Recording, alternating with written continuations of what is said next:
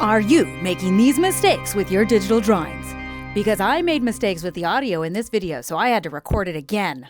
So when I first started drawing, I made a lot of mistakes and thought it was kind of embarrassing and that I was alone.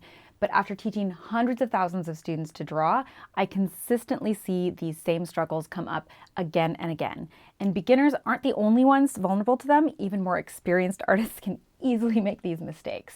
They're not hard to fix, but they're easy to miss, and they've saved me hours of extra work and effort on my illustrations with my client work. So let's start with the one that has the easiest solution of them all.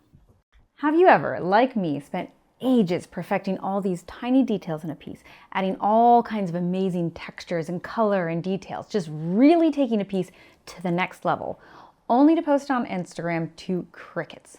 No one clicked on it, no one noticed it at all.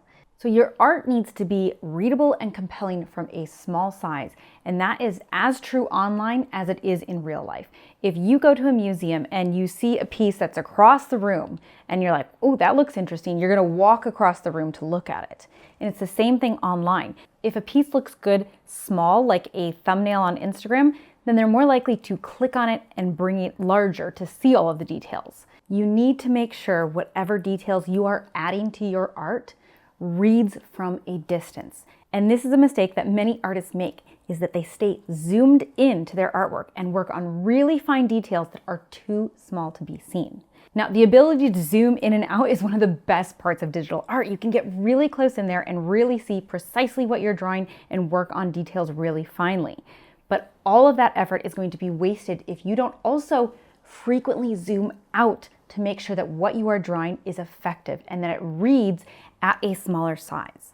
Now, if you watch any of my tutorials, you're gonna see me doing this all of the time. I'm always zooming out all of the time to check that if what I've drawn is actually effective, if I can see what I've worked on at a smaller size.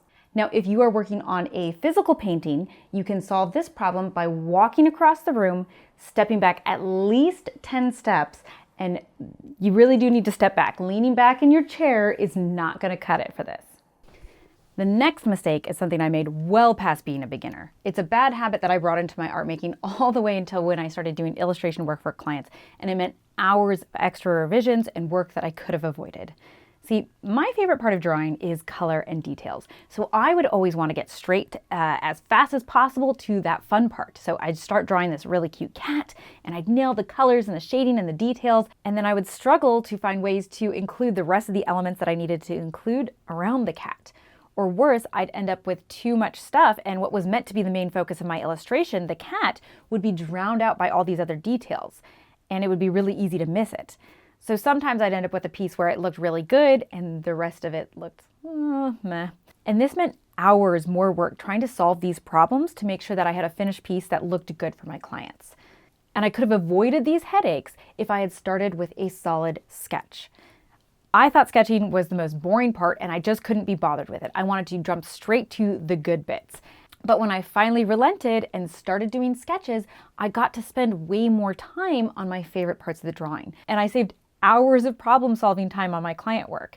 Now, I want to go over some of the specific problem areas that sketching helped me avoid, but first I want to clear up what I mean when I say sketch. A good sketch is just a blueprint. When I say a good sketch, I don't mean perfect line work. I mean roughly drawn plan for what you're going to do. You don't have to make pretty sketches. You just need to plan for what is going to go where. It needs to be good enough that you understand it, not that it's pretty. Now, I want to show you a couple examples of problems that you can avoid by creating sketches. And these are some examples from my program, the Illustrators Launchpad, which teaches students to draw through really fun exercises. So a good plan is going to help you spot and plan for potential tangents. For example, can you read this? But how about if I space this out? So the idea is to avoid things that are closely touching, because these are called tangents, and this can be really confusing for the viewer. It might not be easy to read what you've actually drawn. A good sketch also includes adding balance and variety to your entire image. So for example, in this bakery shelf, I made sure that I included items that were different sizes. Not everything is the exact same size, and this creates a lot more interest, so I know that it's going to catch people's eye a lot better than if everything was the same size.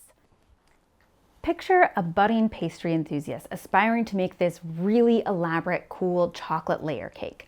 They might, in their first attempt at making it, accidentally burn the butter, which ruins the flavor of the cake.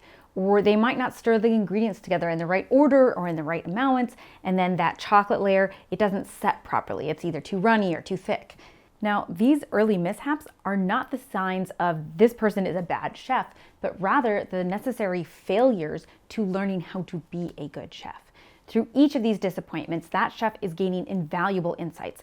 They're learning things like, okay, when I use a stainless steel versus a cast iron, the temperature I need to set is a little bit different. When I mix my ingredients, I need to mix all of the wet ones together and then all of the dry ones together and then put them all together so it doesn't clump up. Failure is simply a part of the learning curve. It is part of mastering a skill set. See, the most painful mistake artists make is assuming that you are no good if you don't nail it on every single art piece that you make. Or worse, that you give up in the middle of creating a piece because you think you're no good.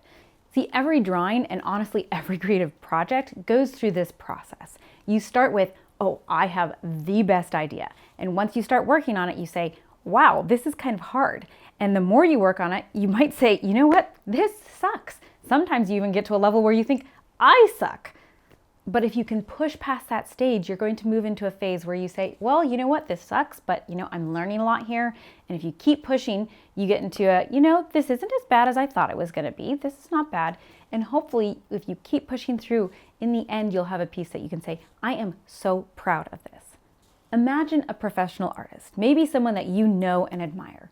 Imagine that they are alone, working hard in their studio, making lots of drawings. And out of the last 10 pieces that they've created in the privacy of their own studio, how many do you think that they'll be proud enough to post on social media? And how many do you think that they'll dislike so much that they'll never even show anyone? I don't know a single professional artist who loves everything that they make. So why should you hold yourself to a higher standard than the best artists in the world? Of course, if you're a baker, it's a lot easier to make a good cake if you have a good recipe to follow.